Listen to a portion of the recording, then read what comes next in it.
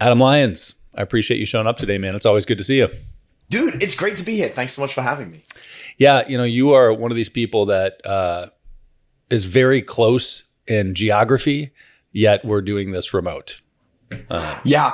I was actually just thinking, I was like, man, I didn't even know you did it in person. But I think it's one of the reasons why, like, I live where I live is I don't really, we were talking about it just a moment ago. I'm a lot more introverted than people think. So yes, this is a bonding point for us. You labeled yourself the quintessential extroverted introvert, and I can relate to that. I like to hide from people as well. It's one of the reasons, we live on a 43-acre property. We're about 50 minutes outside of Austin, 30 minutes from the airport. And that was like not a coincidence. Like, we know we travel a lot. So we wanted to be nearer to the airport than we did for the civilization. We have 20 cows, 28 chickens. We have zucchini, eggplant, watermelon. We've got carrots. I mean, like, we have a fully functioning farm. In fact, during COVID, we supported 3 different families just from our farm alone. Wow. I always wonder this. Do you kill the chickens or are they your friends? Or both? We consume the eggs. I see. Yeah. Okay. Like, killing the chickens isn't really economically viable, unless you're doing it en masse. So, for example, a brand new baby chicken's like $3. And then you grow them and you feed them. And by the time you do all that, you've probably put $30 or $40 into each chicken. Whereas I can go to HEB and for $7 get a fully cooked and prepared chicken. It doesn't make financial sense to eat the chicken. Yes. And then you get eggs, which is fun. Yeah. But, we receive 12 to 18 eggs every day. That's great. That is crazy. And I really want farm fresh eggs. I have a few friends that give me eggs periodically, and it's the best thing ever compared to. Now, I will say that there are some, especially locally, actually at some point, I have a friend that owns Vital Farms, which is sort of a free range, organic, get good eggs to people. Nice. Yeah, outfit, which has a lot to do with, it's interesting as a business model because it has to be geographically distributed. You have to go local for all of the raising of the chickens because that's the only way you can get the eggs in time for them to qualify for kind of that level. But they're still not the same as getting them from your backyard. What I love about this talk, right, is because I can just imagine tuning into the podcast and they're like, what the hell has this got to do with Beyond the Million? But there's so much here, and it's so funny. You and I, we take it for granted, but I mean, we're literally talking about the economic viability of eating your own chickens versus going out and getting them done. And what's funny is, as small as that sounds, that's pretty much everything I do in every single company that I acquire or grow or scale or work with. I look at every single moment exactly like the chickens. If it made more economic sense to eat the chickens, I would eat them, but it doesn't. But free eggs is totally worth it. And when you calculate $30 per chicken over 5 years, and then you work out that each chicken gives you, approximately an egg, or it's like 3/4 of an egg a day, give or take. When you calculate that out, that's actually cheaper than eggs. So it's so funny because every single decision that we make in business is pretty much around this exact thing. Hence why we have a farm. We had a farm because we knew that food would be scarce during COVID, and we predicted it and we prepped for it and got to enjoy it. Well, I love that. And especially when you're involved in acquisitions, you're assessing business models all the time. And you've done quite a bit in acquisitions across a pretty wide range of types of businesses, which forces you into that mode of thinking through it. But I think you're right. One of the common threads with people that are lifelong entrepreneurs is thinking through things from the business model perspective all the time. And it's very common to be in a room with any friend that kind of lives a parallel life, and for them to dive into conversation around, I wonder how this business works, right? I wonder why they're doing that over there. Like, that seems like a ridiculous thing for them to do. So let's dive into your background a little bit. Why don't you give me the kind of rundown on how you spend your time right now, and we'll take it from there. Yeah. So I've been an entrepreneur for most of my life, realistically, on and off. Most of my adult life, anyway. I started life as a janitor, which obviously doesn't necessarily lend itself to entrepreneurship. Yeah. But what happens is you end up with a lot of free time. I spent that free time reading the internet and learning those things, which is really what gave me the bug. And it's such a terrible job that it motivates you to want to make money. And you have time. You're sitting at a desk, unless there's a light bulb that needs changing, there's not much else to do. So rather than just watch sports, I learned things. And then, so for the last 17 years, I've pretty much been an avid entrepreneur.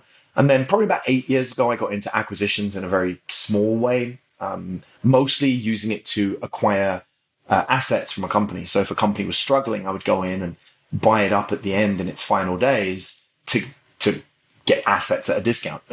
No different than getting a house in foreclosure, just getting a company just before it goes under and taking everything you want out of it. Then about 3 years ago, a man by the name of Roland Fraser, who you know and I know, who I'd been learning acquisitions from, wanted some help with teaching people acquisitions. And he asked me if I would mind coming on board as a on-hand practical consultant, actually guiding people through the acquisitions, scale and growth that they were doing. So since 2020, we're at 2022 now, I've done over 1,900 either acquisitions, sales, or consultations for one of those two things, or developing the systems to grow and scale companies. Over 1,900 different businesses. Yeah, that's a lot. Yeah, it's a lot. What's can you give me an idea of the range of the size of those businesses? Yeah, I have so in terms of financial size, everything from, a one person business doing $500,000 a year up to a massive corporation, 200 plus employees doing 70 million a year. So the financial range is very broad. In terms of the kinds of companies, everything from cold storage facilities, a Dungeons and Dragons shop, which is a fun one, various experts from fitness to supplements. I helped somebody with a dog poop cleanup device, socks designed for marathon runners, a restaurant in New York City. The variety is insane. A mechanic yard, a tow company, various e-com businesses, influencers, you name it. Yeah, that's wild. Do you have, does one model excite you more than another? Like that's such a wide range. And as an operator myself, there are some businesses that I know for damn sure I have zero interest in running or participating in. I don't like e-com personally. Oh, really?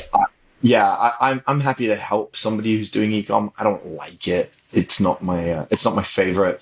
It's a lot of effort for volume that makes sales through volume. And I prefer making sales through a really good customer journey that has high profit, amazing customer experience. That's more my kind of thing. Can you give me can you give me two parallel customer journeys? Yeah. So one that you don't like with e-com versus one that you do like somewhere else?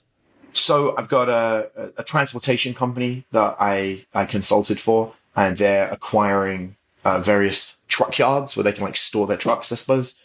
And a single contract there is a minimum of $750,000 a year, renewable.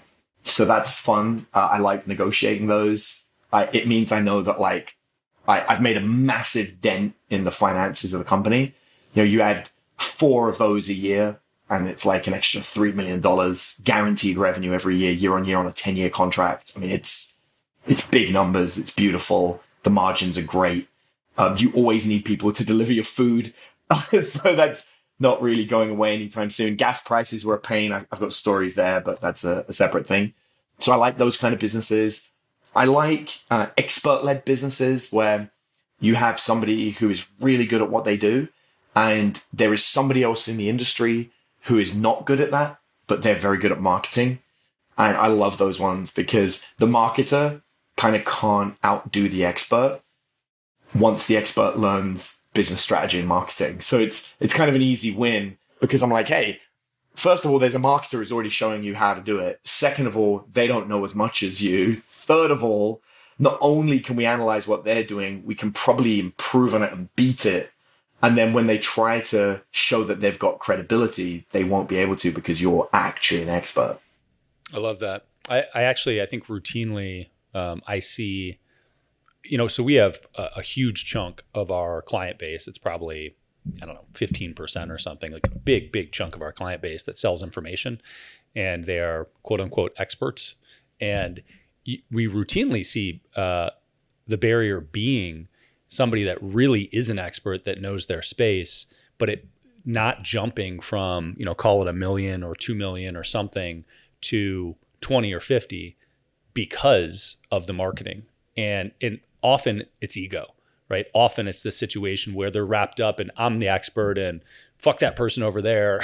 But the person over there is doing better with their marketing model. It's so true. And I think there's even more so at less than $1 million who are trapped and don't want to use marketing because they want their natural talent to speak for them or what have you. It's interesting. Like, whenever I work with companies, I'm always talking about like the different financial thresholds because, I've got to a point where the amount of money I make, I really like. And it's really unique to be in this position because I work with companies, like I said, 30 million, 50 million, 60 million, 70 million. But I myself really like to keep myself quite lean. And so, we do a few million a year, nothing more than that. And I always have people come to me and say, you could be making so much more if you, and then they list all the things. And I've realized that there is a psychological barrier around each financial marker. And the one I'm at, which is like the sub 3 million level, is really nice. And as long as you are there because you want to be there, I think it's one of the best places to be because 3 to 5 is quite a painful journey. And as somebody who's worked with, I've seen hundreds of companies do this. 3 to 5 is not very pleasant. 5 to 10 is also a different kind of not very pleasant. And then you'll see that most companies between 10 and 20 sell. And if you've ever heard of a buddy of yours exiting, they almost always exit at like 12, 11, 14, 15. That's kind of like where they exit. And I believe the reason for that, just with the companies I work with, is they get bored because they no longer need to do anything. And what's scary is, I don't know if you know many people that have exited at that level. Sure. They end up getting very depressed. And yeah, it takes a few years, but after a few years, they end up being like, I don't know what I'm doing. And it's actually something that Roland talks to me about a lot, that he believes it's the lack of momentum, where you're like, go, go, go, go, go. And then when you sell, you kind of take a break, but then you have to kickstart it all again. And your contacts have moved on, your staff members have leveled up, and you kind of are back at zero. And it can be really disheartening. Whereas, Roland's got a lot of experience in this. This is kind of like, obviously who I model and mentor. And he talks about make sure you always start the next thing before you exit. So you can transition a lot of that momentum. And he's like, by all means, take a little break, but you should have the other thing going. And I've been thinking this through a lot. And, he agrees with me. This like 2 to 3 million space is really pleasant. You can just, you can get by with a handful of staff. The profit margins are ridiculously high, and you have a lot of flexibility. You can go on vacation, you can take breaks. So I've definitely got into like a really lazy rhythm that I really enjoy. And I remember somebody saying, "What's next for you?" And I was like, "I think next for me is just continue to."